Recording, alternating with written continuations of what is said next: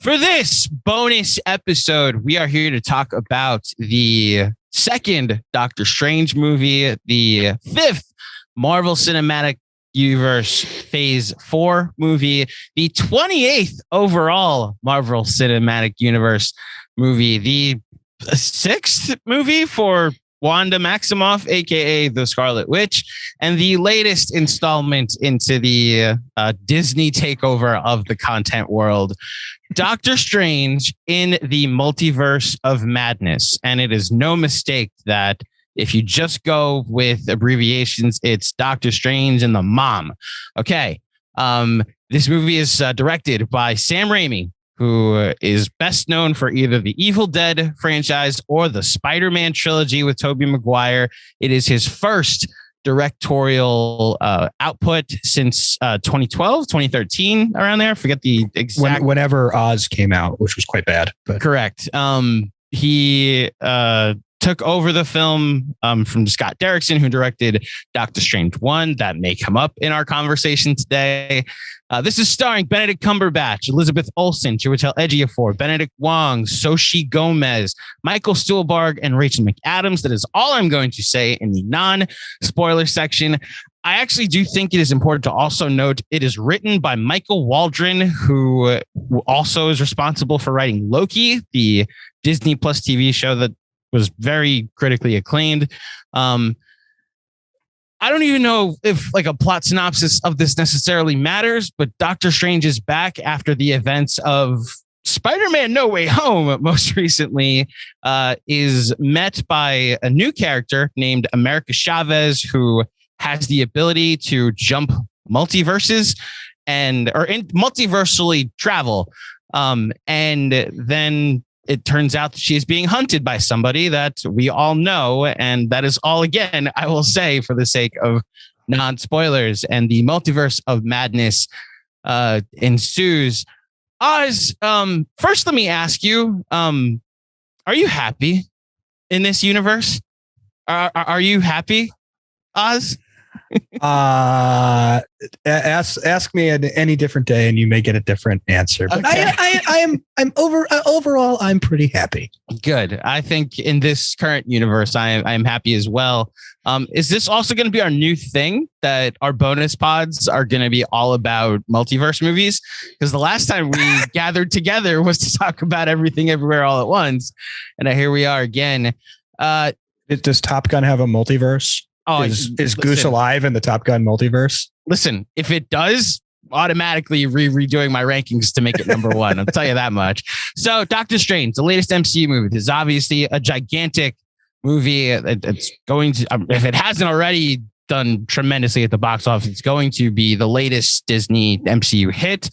Top 10 all-time opening weekend, it looks like. Geez,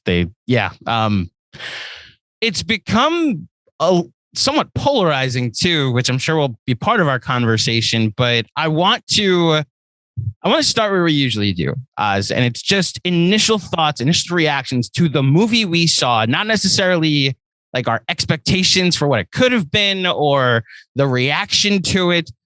Your first thoughts or your general feelings and thoughts as you were walking out of the theater of seeing Doctor Strange 2. I went with my kid, and my kid is 4. And I asked my kid as we were walking out of the theater, did you like it? And he said, I loved it so much. And you know what? That's going to color my opinion here. What I appreciated about it, and I know we'll get into the broader conversation about this film in a moment, but what I appreciated about it is that as someone who actually read comic books as a kid, and as someone who has a little kid who sure likes to, he's not quite reading yet, he's 4, but sure likes to page through the comic books and then come ask me questions and then work on figuring out the words. It felt like an actual comic book story in a way that no other MCU movie has, because most comic book stories are, short little arcs, one-offs or 2-3 issue things where, Doctor Strange goes on an adventure through a multiverse and largely spends an issue or 2 in one little multiverse and then makes his way back and then defeats the bad guy. And then we're back to sort of status quo. And that's really what happens here. And I think the fact that the MCU is really just a giant TV show that you have to spend, your $15 to go see 3 or 4 times a year in a movie theater, is catching up with people a little bit, because it does feel a little like, I don't know, filler or a little irrelevant. And I think that's great, because I think it's nice. That's how comic book stories are. Not everything needs to be Endgame, where like 50,000 things are all brought to a head and everything else. I kind of like the disposability of this movie, and I just found it to be a pleasant hang. What do you think? So almost identical to what you're saying in that the pointlessness of it and the filler nature of all of this. And I think the next question I have is going to be about unmet or unmatched expectations and whether like that matters or not. But there was a feeling of, was that it that I had walking out, while recognizing all the different hats that this movie has to wear, where it's like a Doctor Strange sequel. It's also like the continuation of the most recent chapter of the MCU. It's also like you throwing in the shows. It's the sequel to WandaVision.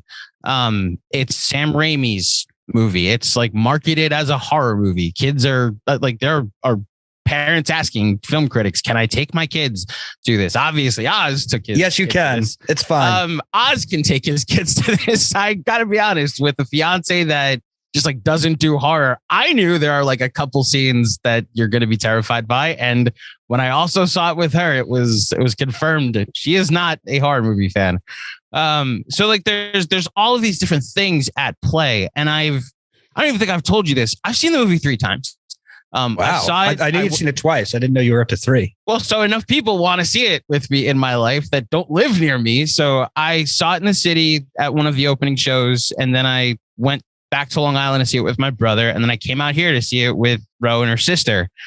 And I'm at the point where anybody that says this movie is incoherent, I can tell you after 3 watches, it makes sense. All of the moves and actions and character motivations, like they're justified in the writing that has been criticized over the past couple of days. Whether it is marketed a little as more as like this is the thing that's going to lead us to the next thing in the MCU. I mean, the question I have for you, Oz, is like, is that on us if we had expectations that this was going to explore the multiverse and that characters potentially could show up or storylines could be explored and they aren't? And like, because we had unmet expectations, is that on us? Or is that also like kind of on Disney that you're like putting people in your trailers and marketing, and like Brian Michael Bendis is tweeting out pictures? Like, did they not also build up the hype and create those expectations? So I think it's a really complicated question, because Marvel created this beast. It is, I want to pretend that you can blame somebody else, but so much of the way Hollywood is structured today comes from Samuel L. Jackson showing up in Nick Fury's living room at the end of Iron Man, and what that created amidst fan culture. And they've been rewarded for leaning into that. Oh my God, who's going to be an Endgame? We're bringing every single person together. Oh my God, are Andrew and Toby in No Way Home? They've been consistently rewarded. I mean, I'm old enough to remember when a throwaway reference to Doctor Strange from that doofus guy who gets thrown into a truck in Winter Soldier, it was like a big moment of fan service. And now it's like, oh my God, we only had 7 cameos in this movie, so it's the end of days. They've disappointed us. I think people are a little broken.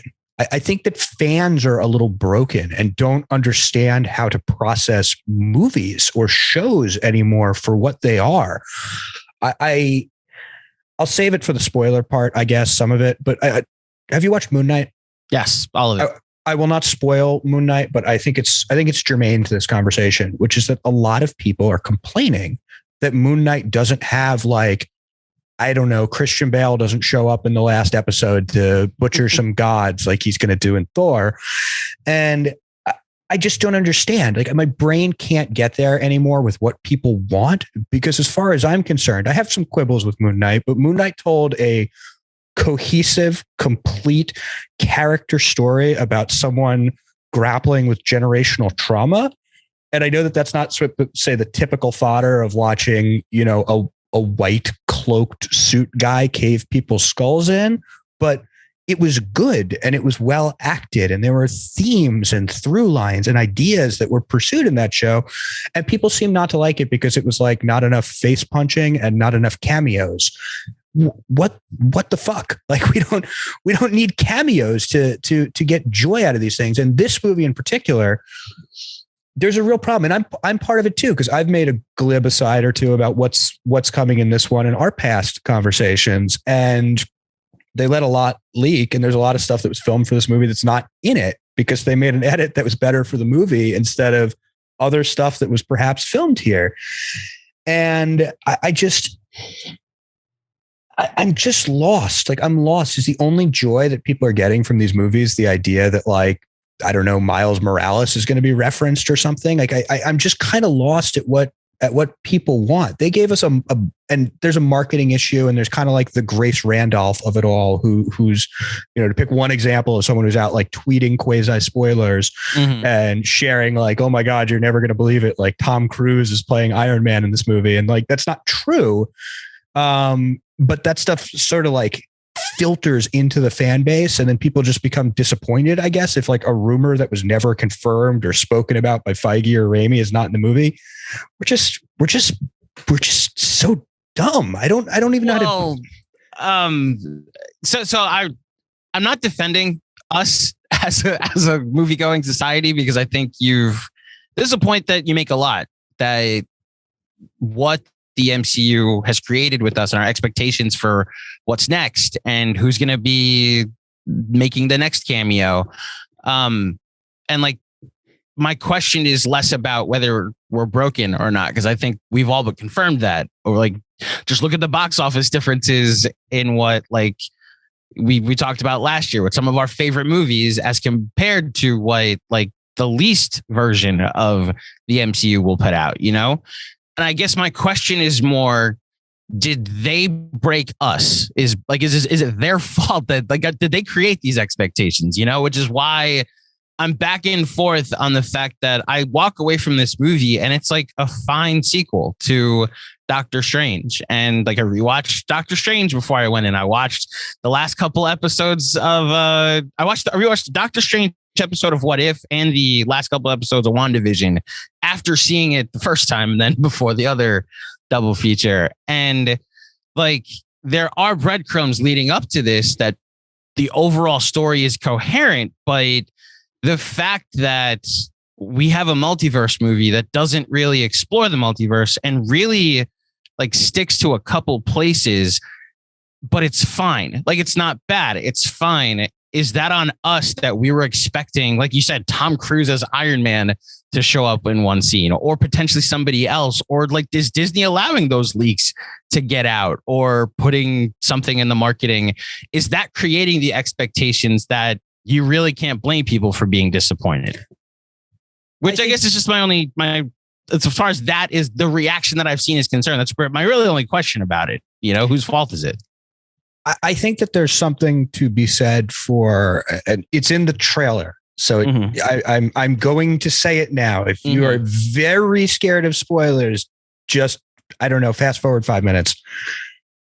Putting Patrick Stewart in the trailer, in the Super Bowl trailer, no less. So in the place where you're going to get the single most engagement with the people who might not otherwise engage with this sort of content, is a choice that has clearly consequences in the expectations people have for a movie. And I understand why people say, oh my God, you put Patrick Stewart in this. How do you not have like 17 things that are more epic than Patrick Stewart being in this movie? I get where they're coming from. I also have no interest whatsoever in watching a movie that's like 10 different 7-minute vignettes of Doctor Strange and America Chavez visiting this universe and visiting this universe and visiting this universe, and like a bunch of actors we like popping their heads up for 6 seconds and then fucking off again. I don't want to watch that. That's not a story. That's like a YouTube clip. And I think that Endgame, which has a structure like that, works because it dials in on the core Avengers plus like Rocket, and it tightens the story around these relationships that we've built for 23 movies or something at that point. This one, if you're just throwing these multiverse things, and I think there's an argument to be made that the multiverse doesn't count per se in the MCU storytelling, which I guess we'll get to in the spoiler part. I understand how someone could feel a little misled here, but chill.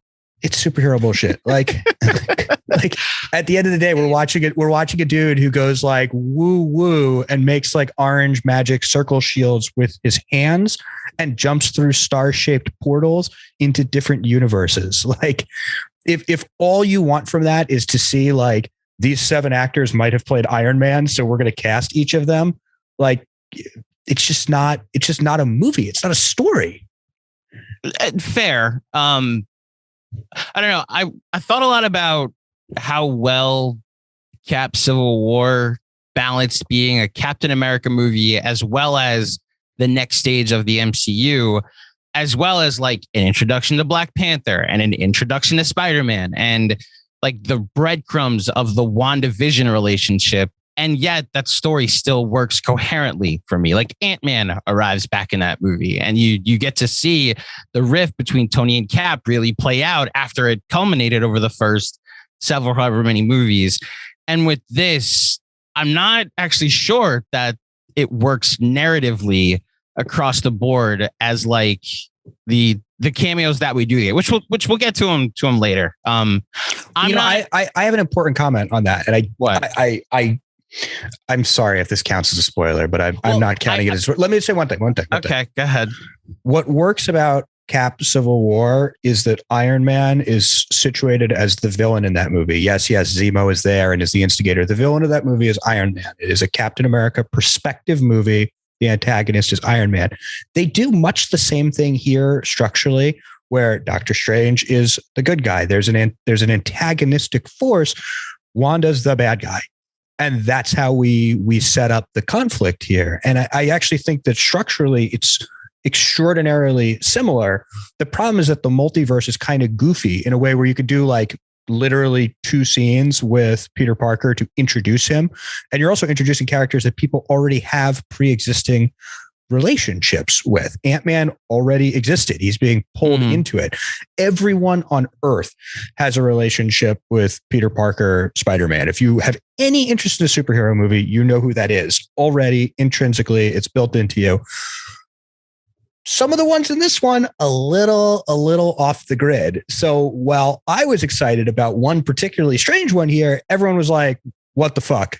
To a bunch of the introductions. And I think perhaps that's part of it, but I will bite my tongue until the spoiler section. We'll get there in a second. I want to talk about Sam Raimi before we dive headfirst into spoilers, because this is his return to the superhero genre. And, we did a whole final review on the first Spider-Man and all the different directors they got to, and then landing on him to get to do the Toby trilogy and how much we revere those first 2 movies. And you read his Rolling Stone interview, and then some of the behind the scenes about him getting thrown in with an unfinished script where he didn't know the ending of the movie until midway through production of it, how Michael Waldron got thrown in to rewrite the script, and how all of these pieces got thrown together.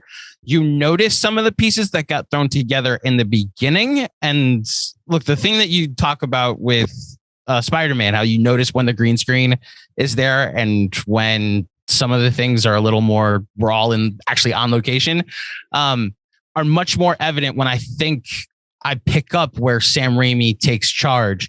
And like, there are 2 things that I legitimately love about this movie. Derrickson didn't film anything. Oh, I know. I'm saying as far as he got into the movie, though, it is a clear, like, okay, we got up to this point with that material, and then Sam Raimi took over, and any type of say he had as director, you see when it's officially like, oh, we're in a Sam Raimi movie now. Then there's the obligatory MCU stuff that I guess that's what people are more frustrated by. However, the horror elements, whether they work for you as horror elements or not, but the specific Sam Raimi styles, the zooms on specific characters, the camera angle on certain moments, whether someone is crawling out of a reflection or musical notes are being used as weapons, or a literal like hallway chase, like in The Shining, is like happening on screen, and they're effective. And one of my favorite parts of the movie, what did you think of Sam Raimi's direction in this movie?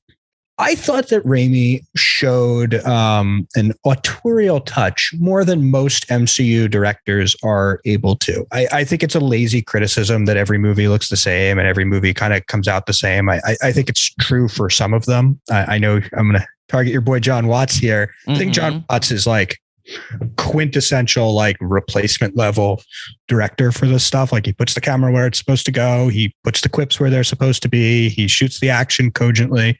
That's about it. Can you tell me anything about John Watts as a director?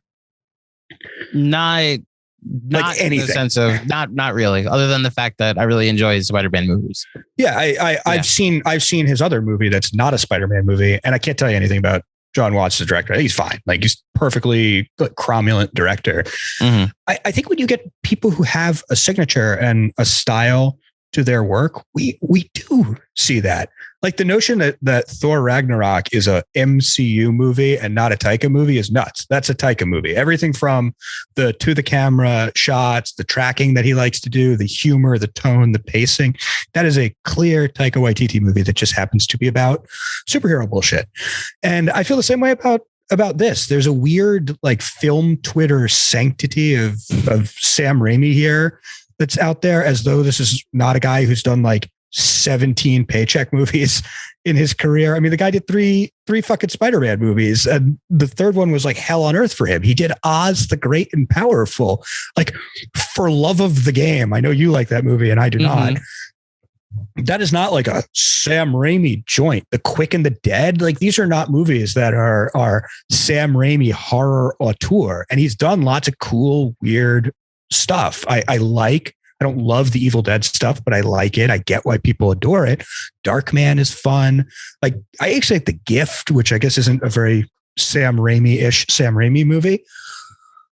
I just think that every studio movie, it's not a Marvel thing. Every big budget studio movie has concessions that quote unquote auteurs need to make a $200 million movie. And it's no slight on Raimi to say that, yes, there are elements that are very Marvel-ish to this, but I think that Raimi brings his touch to it about as much as any director can in this sort of scale production. Okay. I'll include this in the pod, obviously. I'm sensing a disdain for the reaction to this movie from you that I've only seen in a couple other pods, that I'm almost ready to just run ISO at a certain point and let you go once we get to spoilers. It's that It doesn't even need spoilers. I didn't love this movie. I think it's fine. Like, I think it's a perfectly good superhero movie. I like it more than some Marvel movies. I like it less than other Marvel movies. I like it more than some blockbusters. I like it less than some other blockbusters. But this like perversion of the discussion around this movie and like what this movie was supposed to deliver and didn't, or on the other side, this like, oh my God, Marvel is killing movies thing. Fuck off. Like nobody's going to theaters. If there's no Marvel, there's no movie theaters. Like it's really, really, really simple, because since the great reawakening of the box office, pardon me, what, eight of the top 10, 9 of the top 10. I don't know what the number is right now, are superhero movies, and not just superhero movies, but Marvel movies, especially if you count the broader definition and we loop in Venom and whatever you count No Way Home as. I'm so tired of this weird entitled like thing from fan culture. Like, watch the movie that's in front of you, judge the movie that's in front of you. I'll wait for spoilers. So let me just get through a couple things, but then let's jump into spoilers, because I sense that the rest of this conversation needs to be spoken freely. Doctor Strange, played by Benedict Cumberbatch. Do you see them positioning him as the new Tony Stark? This is now the second movie in a row where an adolescent version of an Avenger or an MCU character that seems to be still a teenager is now looking to Doctor Strange for help. Does that where you see this going? And are you fine with that being his new role in this universe? I do think he's probably the Iron Man in positioning of the new universe, which makes sense because Doctor Strange is kind of just a remake of Iron Man with magic. Mm-hmm. But I think it makes sense if you're going to do like multiverse stuff. Doctor Strange is a natural connection point there. Cumberbatch is aside from Hemsworth, I think the oldest and most established of the current generation of MCU people. So you need kind of a senior person there, assuming that, Chris Evans isn't magically coming out of the woodwork. So I think it makes sense. I'll say that Doctor Strange, to the extent he is an Avenger from time to time in the comics, is not really a natural Avenger figure because he's off in this like magic side realm. He's got a lot of things to the extent he's doing team up stuff that end up more in the like Blade and Ghost Rider side of the ledger. But I think it's a perfectly reasonable fit. And I think Cumberbatch as a performer is good at, making himself felt in limited screen time of these big group settings.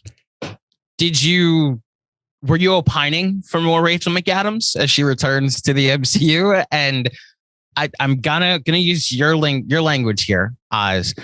Have you, from the two Doctor Strange movies we've now seen and the one we just saw where their relationship is broadcast even more, do you sense the chemistry that these two have ever had, the raw, hot, sweaty relationship that you want your love interest to have in movies?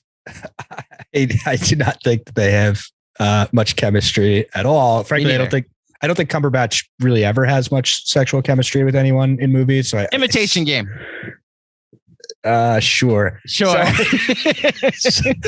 I kind of blame him, which is, where I'm stuck here. I think it's a flaw of his as a performer, but neither of these movies have given a shit about that character. It's really clear to me, and it's a strike on Raimi, that this movie cares about two characters and only two characters, and that's Dr. Stephen Strange and Wanda Maximoff, and could not care less about anyone else, which is a bummer for me because I love Chiwetel Ejiofor. I think he's a wonderful actor. I love Benedict Wong. I think he absolutely crushes every what does he get in these movies? Like 3 minutes of screen time each, and I think he's wonderful. And this movie just has no interest in using him. Michael Stuhlbarg is like one of my favorite character actors, and he shows up in this for I think literally 70 seconds. Mm-hmm. So,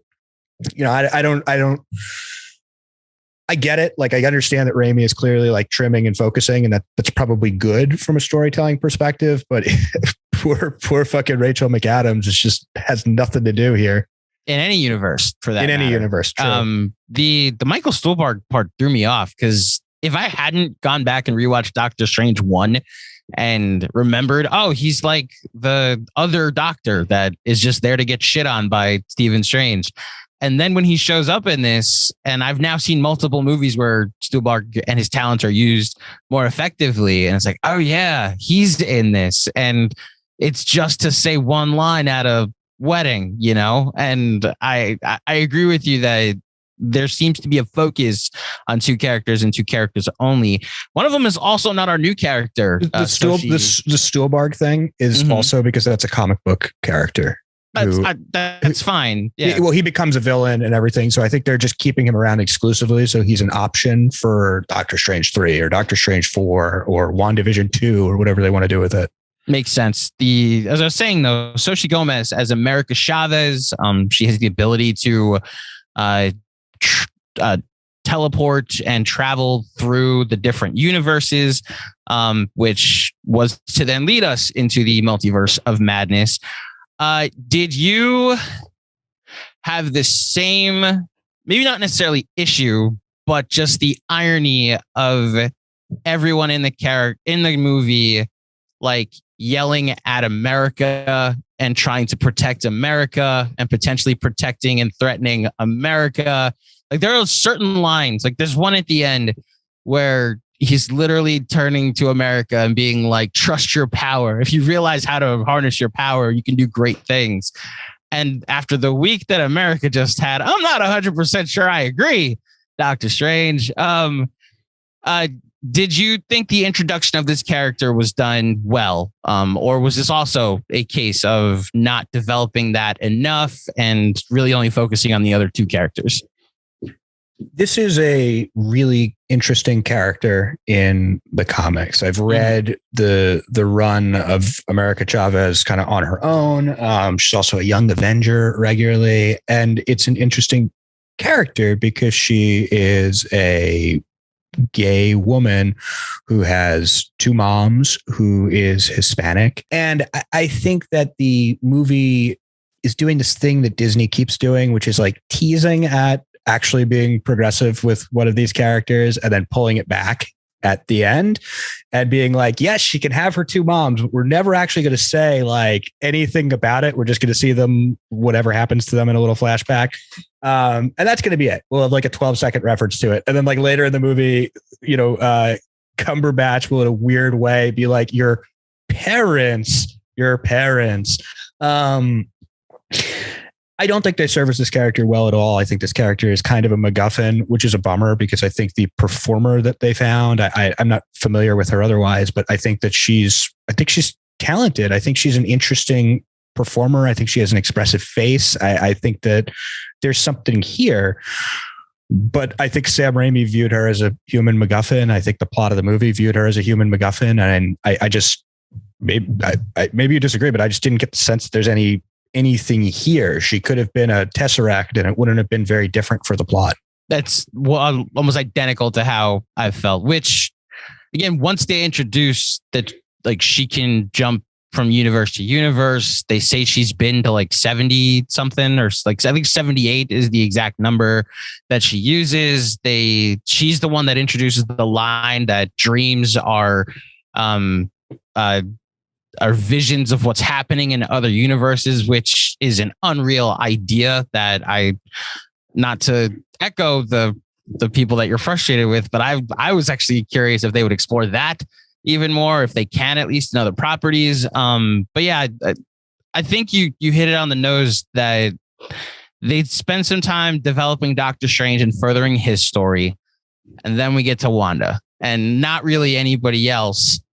The first note I have in the spoiler section is the Wanda conversation. So I think now is a transition we can make. I will just say before we go there fully, I do think Elizabeth Olsen is incredible. And as you've already said, she's the villain in this movie.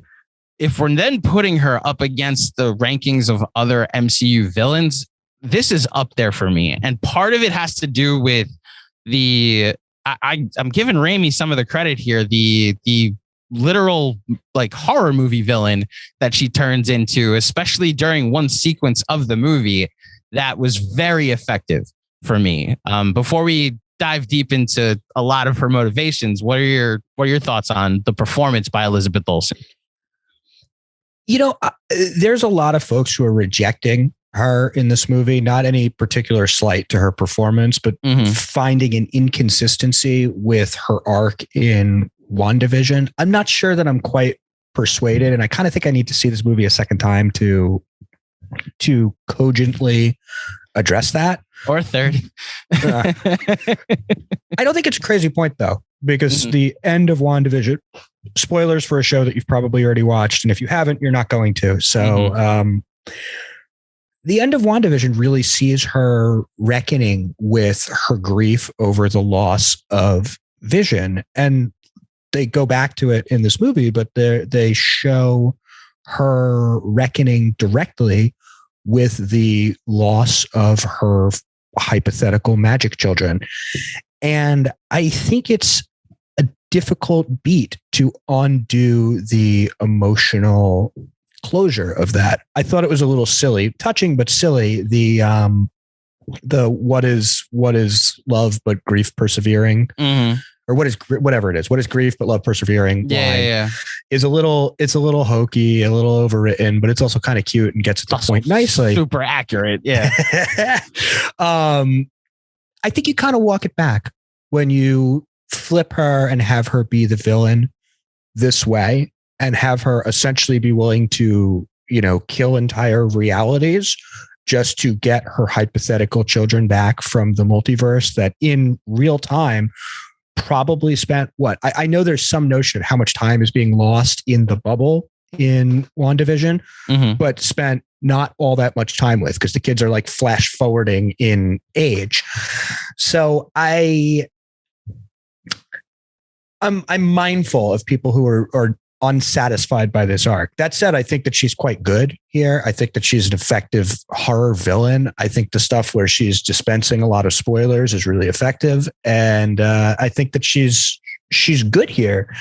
I do think that it's an interesting conversation to be had about how this and WandaVision thematically fit together. Because if we're to treat this stuff seriously, we should be delving into if it's a fair character arc. My initial gut instinct is yes, it is. But I think that I've seen smart points raised to the contrary. I have a rebuttal. Please. And it's all spoilers. So let's take a break and come back and talk about this movie freely.